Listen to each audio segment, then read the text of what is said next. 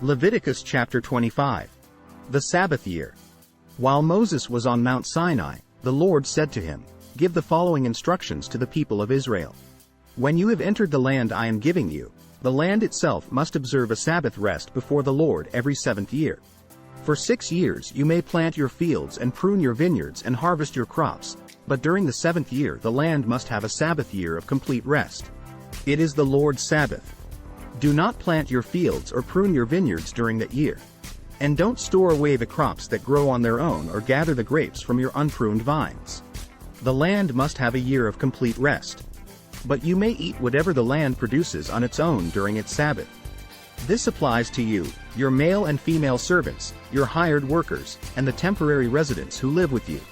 Your livestock and the wild animals in your land will also be allowed to eat what the land produces. The year of Jubilee. In addition, you must count off 7 Sabbath years, 7 sets of 7 years, adding up to 49 years in all. Then on the Day of Atonement in the 50th year, blow the ram's horn loud and long throughout the land. Set this year apart as holy, a time to proclaim freedom throughout the land for all who live there. It will be a Jubilee year for you, when each of you may return to the land that belonged to your ancestors and return to your own clan. This 50th year will be a Jubilee for you. During that year you must not plant your fields or store away any of the crops that grow on their own, and don't gather the grapes from your unpruned vines. It will be a Jubilee year for you, and you must keep it holy. But you may eat whatever the land produces on its own. In the year of Jubilee each of you may return to the land that belonged to your ancestors. When you make an agreement with your neighbor to buy or sell property, you must not take advantage of each other. When you buy land from your neighbor, the price you pay must be based on the number of years since the last Jubilee. The seller must set the price by taking into account the number of years remaining until the next year of Jubilee. The more years until the next Jubilee, the higher the price. The fewer years, the lower the price. After all, the person selling the land is actually selling you a certain number of harvests. Show your fear of God by not taking advantage of each other. I am the Lord your God.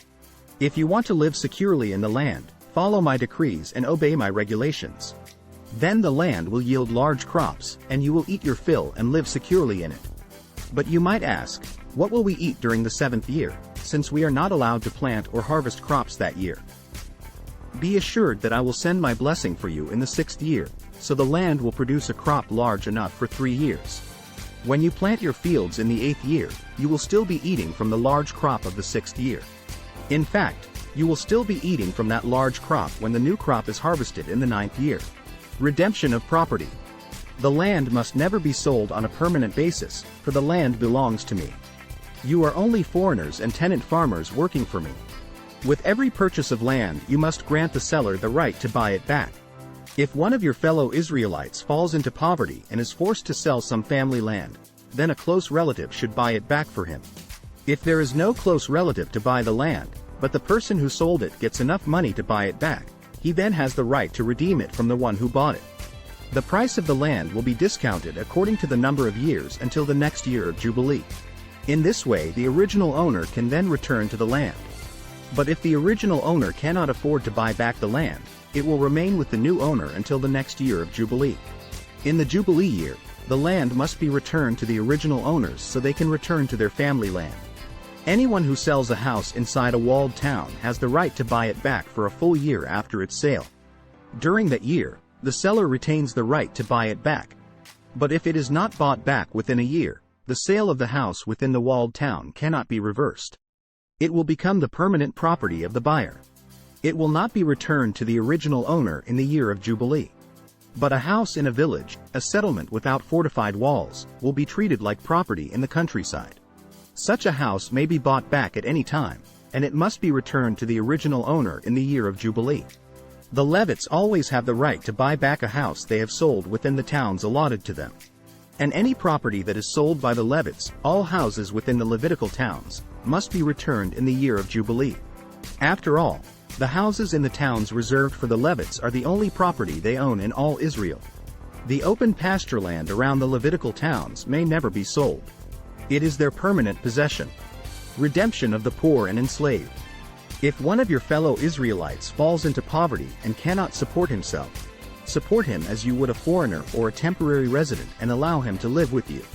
Do not charge interest or make a profit at his expense. Instead, show your fear of God by letting him live with you as your relative. Remember, do not charge interest on money you lend him or make a profit on food you sell him. I am the Lord your God, who brought you out of the land of Egypt to give you the land of Canaan and to be your God.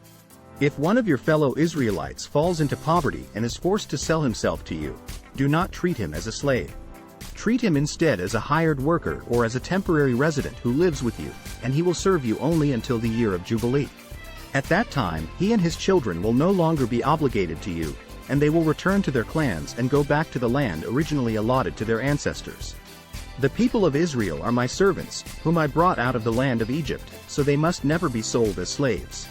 Show your fear of God by not treating them harshly. However, you may purchase male and female slaves from among the nations around you. You may also purchase the children of temporary residents who live among you, including those who have been born in your land. You may treat them as your property, passing them on to your children as a permanent inheritance. You may treat them as slaves, but you must never treat your fellow Israelites this way.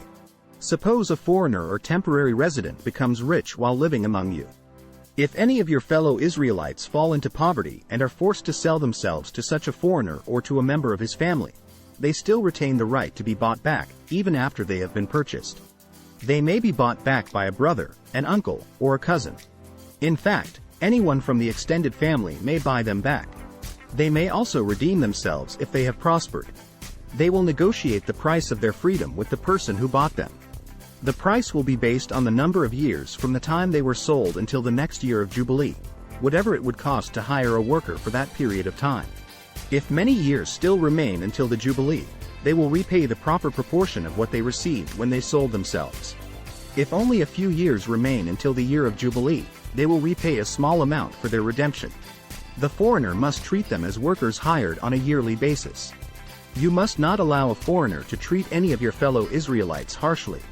If any Israelites have not been bought back by the time the year of Jubilee arrives, they and their children must be set free at that time. For the people of Israel belong to me. They are my servants, whom I brought out of the land of Egypt. I am the Lord your God. Thanks for watching.